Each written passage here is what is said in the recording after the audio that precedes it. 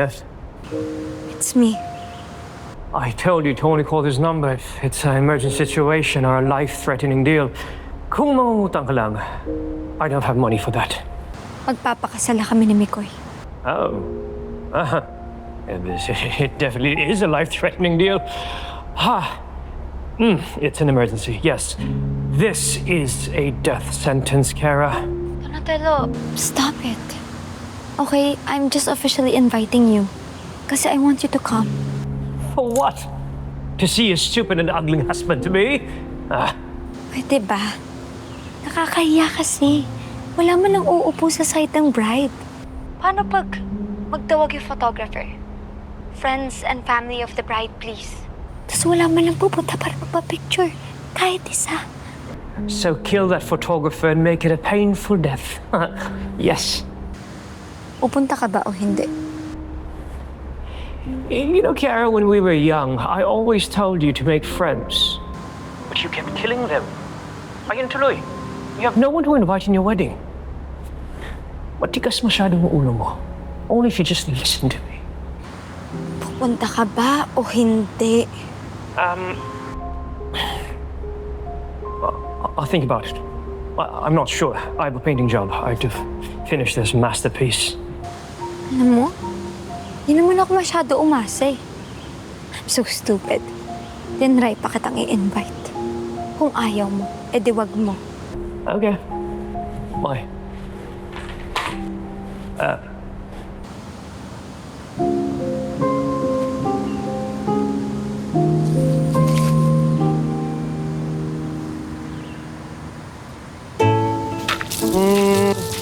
Pag-isipan ko.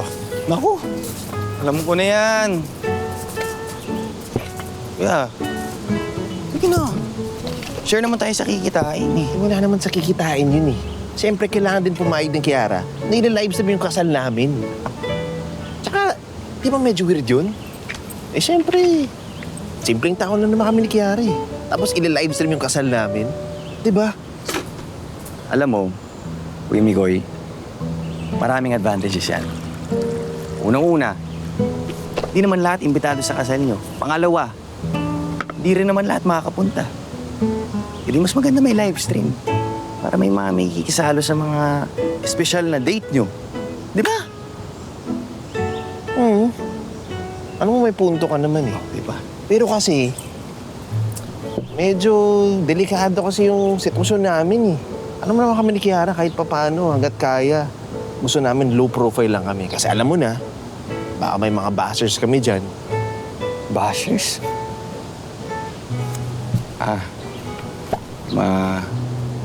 Magalit sa Valtrovi. Kuya, isang Google lang, alam nila agad na si Kiara ay anak ni Mr. and Mrs. Valtrovi.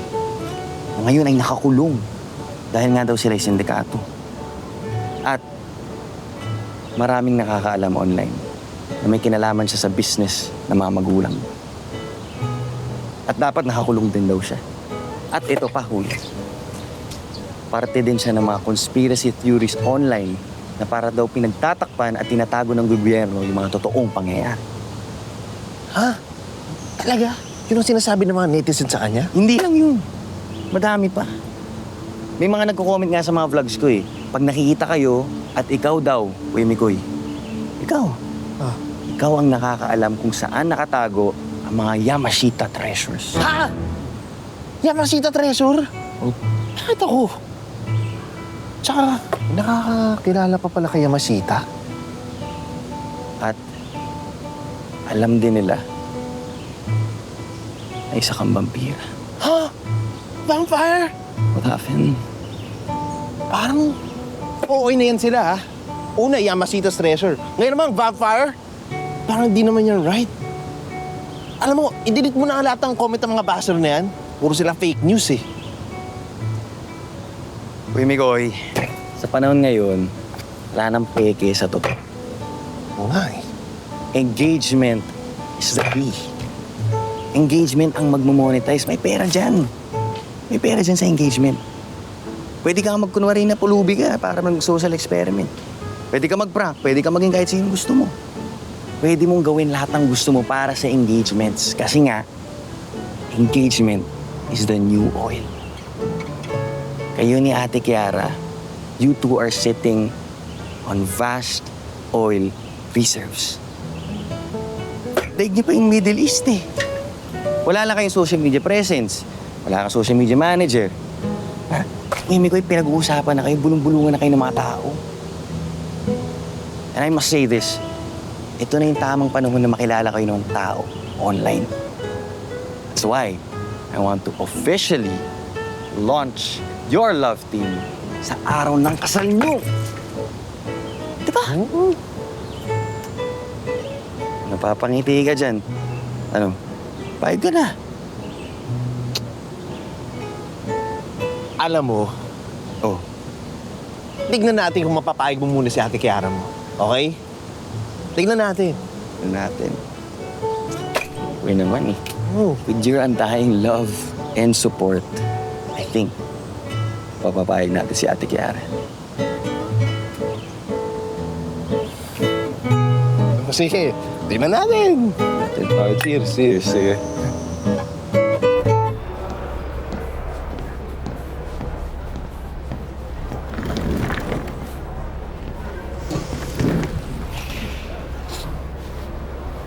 Kamusta, Bok?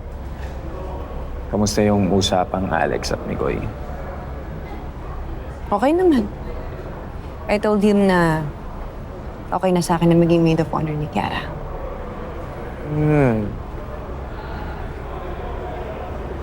Naging maid of honor ka na ba? Okay. Kasi ganito yan, Bok. That is a very serious responsibility, especially for the bride. Kasi tutulungan mo si Kiara sa bawat desisyon na mangyayari sa kanya papunta sa kasal niya. Sasamahan mo siya sa mga fitting, sa mga tastings, ng food, ng cake. Tapos, kailangan din na pagdating sa araw at sa oras mismo ng kasal niya, kailangan mo rin magsalita, mag-alay ng speech para sa kanya, sa kasal niya. And kailangan ikaw ang number one na witness para sa pagpirma ng marriage certificate. And ultimately, ikaw yung alay. Ikaw yung alay na hindi ka pwedeng mas maganda sa bride para lumutang yung ganda niya. Bok, Kiara is not that insecure. Wala kinakatakutan yun. She's confident enough para makipagsabayan sa pagandahan. Hindi perfect. Perfect! Ikaw ang perfect na maid of honor para kay Kiara. Kasi hindi man kayo super close, hindi man kayo yung klase ng friendship na perfect sa traditional sense ng word na yon. Pero sa sinasabi mo na yan, sobrang kilala mo na siya. And I think, tama rin yung SWOT analysis ni Carlota ni Kokoy. Maybe this is the opportunity para mas mapalapit ako kay Kiara. Para mas mabantayan ko siya. Tsaka para makasigurado din na hindi na siya babalik sa dati niya nakagawian. Are you okay? Or mas accurate na itanong ko sa'yo, magiging okay ka ba?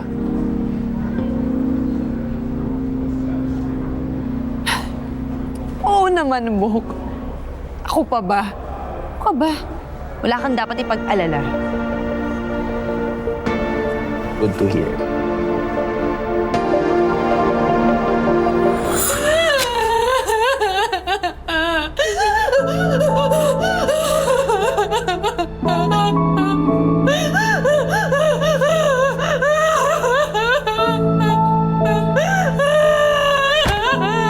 Kaya mo yan! Kaya mo yan! Kaya mo yan! Ginusto mo yan eh! Tanga-tanga mo!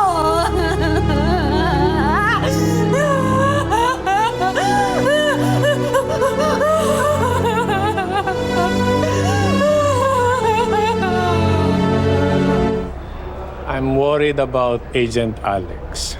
She's been under a lot of stress. Hindi mo rin masisisi dahil sa masalimuot na misyon na dinaanan niya. Pero, baka lang nasa burnout zone na siya ngayon.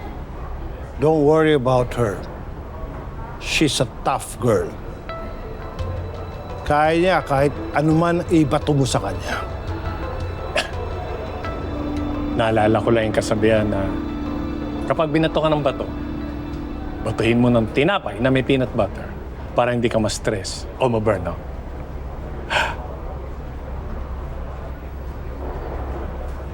I don't think that's accurate, kumpadre. Kapag binato ka ng bato, gawin mo bahay na bato. So, aanhin mo ang bahay na bato kung ang nakatira ay kwago.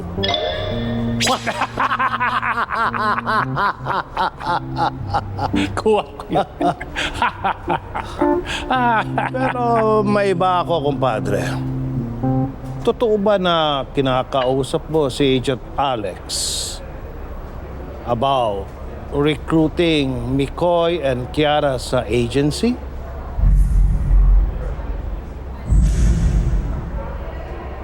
Give me a beat! Give me a beat!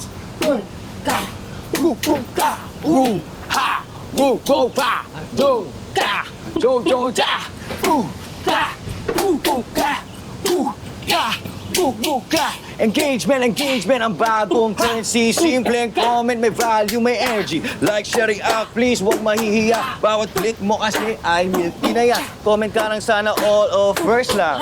Pwede na i-monetize sa may engagement. Bang! Bang! Hoy, nilagan! Sakul pa rin ang lolo. Ano? Kiara, okay ka na ba? Pa-live stream na yung kasal niya ni Kuya Mikoy.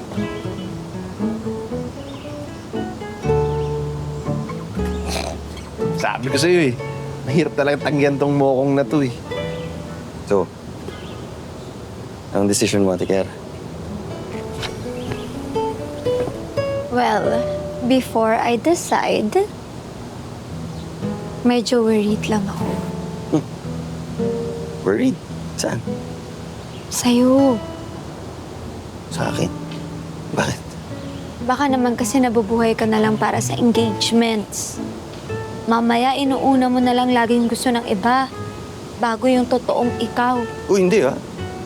Sa online na ako iba. Pero pagdating sa inyo, totoong tao ako. Ako lang to, si Ramboy. Si Ramboy to. Boy. Well, if that's the case, very good naman yun. Ayoko lang kasi na matulad ka sa akin.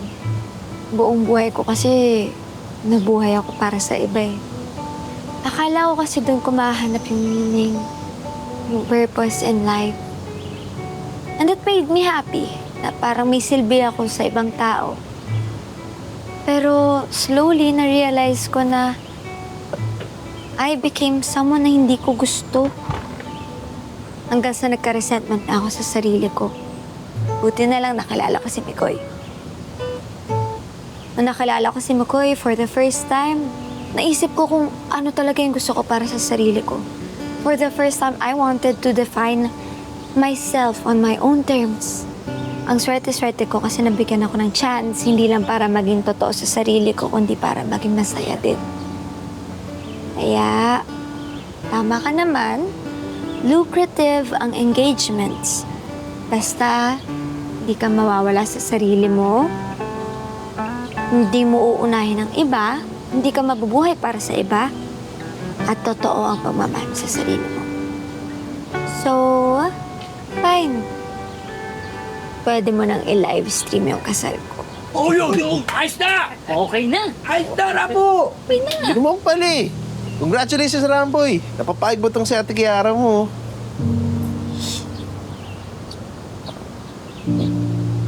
Wait lang. O bakit?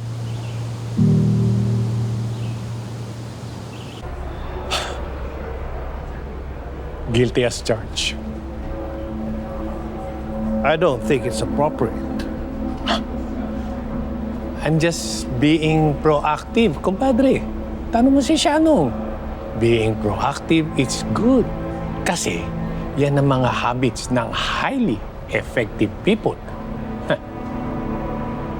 But still, I think hindi pa rin tama na kinakausap mo yung mga agents ko behind my back.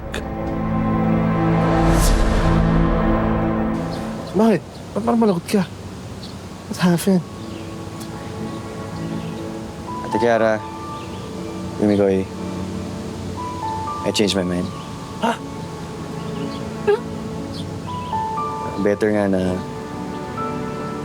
wala na ng live streaming kasal. Hibang tong batang ito. Bakit ba pa iba-iba yung isip mo? Oo nga. Mahal, ganyan talaga yung mga Gen Z na yan. Yaman mo na lang. Ang ibig ko sabihin, habang nakikinig ako ngayon, na-realize ko na sobrang special pala ng pagmamahal ni Kuya Mikoy. At, siyempre ayokong iruin yun ng isang papansin na basher. Ang sasabihan lang hindi naman sila ulam nyo eh. Kasi hindi naman sila mahal ng magulang nila. Yan, walang nagmamahal sa akin. Diba?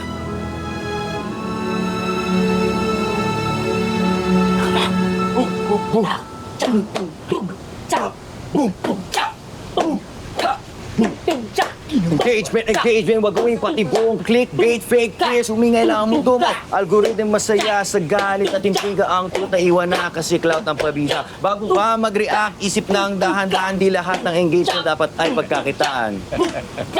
Yung namin, dahil, tulang gata. Tubig ko, express, tulang gata.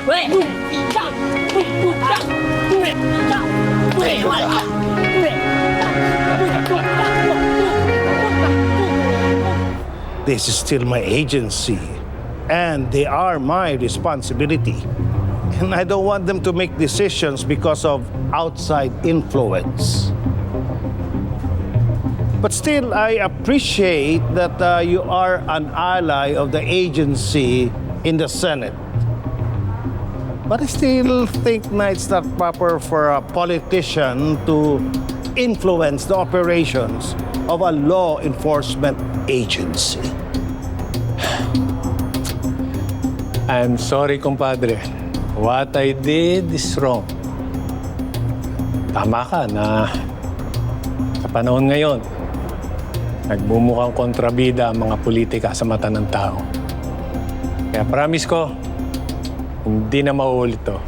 Tamaan man ako ng kidlat, harangan man ako ng sibat, o kainin man ako ng buhaya. Thank you for understanding, compadre. Oh, Paul yan, Paul! Ay, mamaya, babalik ako ha. Content tayo. Dito na ako. Okay.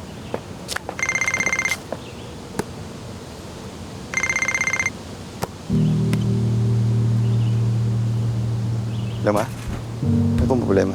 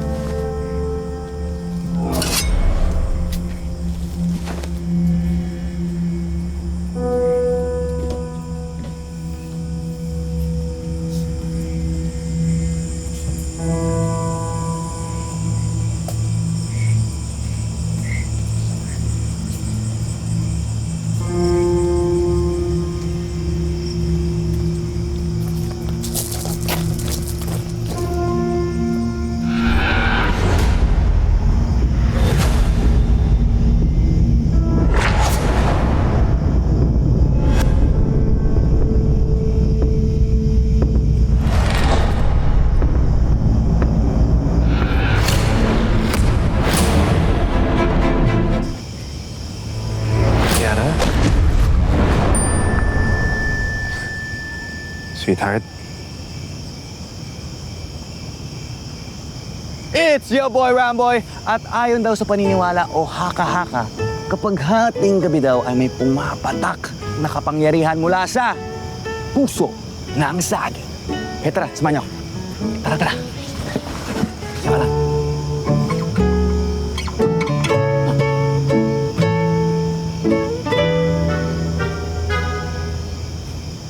Wala. Okay, so medyo hindi tayo nagtagumpay doon. Pero, Siyempre, survivors tayo. Meron tayong plan B. B for bukas. Bukas, ulitin natin to. Okay? See you guys, mga Ram Boys, mga Ram Girls. Mahal ko kayo. Kala ko kasi kung sino masamang tao in the middle of the night. And ever since, nakakapit na yung batang yan sa atin. Kaya nga eh. Wala ba siyang mga magulang? Meron naman. Parang nabanggit niya na OFW daw yung nanay niya. Problema, hiwalay sa tatay. Kaya mag-isa lang siya ngayon. Wala siyang kasama. Meron naman daw dati. Kaso nga, ninanakaw daw na lahat ng pinadala ng nanay niya. Wawa naman. Ano mo kaya siguro nakakapit sa ating batang yan? Mukhang hindi rin siya magkasundo sa mga kamag-anak niya. Oy, saka, Wawa naman. Hindi ba siya nag-aaral? Fresh graduate yan. Pero medyo mas mawili lang talaga mag-vlog. Alam mo na, liver vlogger. Man. Mukhang close na kayo ah. Yes mo na yung kulitan nyo ng kapatid mong sangilito, no? Oo naman, siyempre nakakamiss talaga yun. Pero alam mo, masaya din naman na nandyan si Ramboy. Naalala ko tuloy yung buhay namin ni Angelito sa Cebu. Yung, alam mo yun, yung sobrang simple lang talaga ang lahat. Imagine mo, sweetheart, ang gusto ko lang talaga dati, makapagtapos siya ng pag-aaral, maging engineer. Yun lang talaga.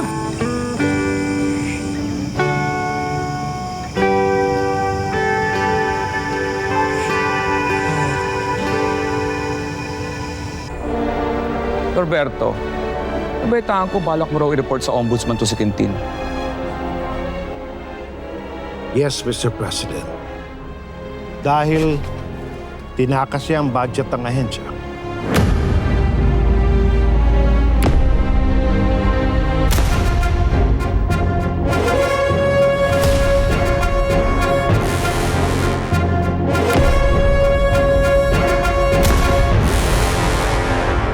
Hello mga kapatid, ako po si Andrea Brillantes bilang Kiara sa A Secret in Prague. Tuloy-tuloy na natin to. Next video na agad. And please subscribe to TV5 YouTube channel.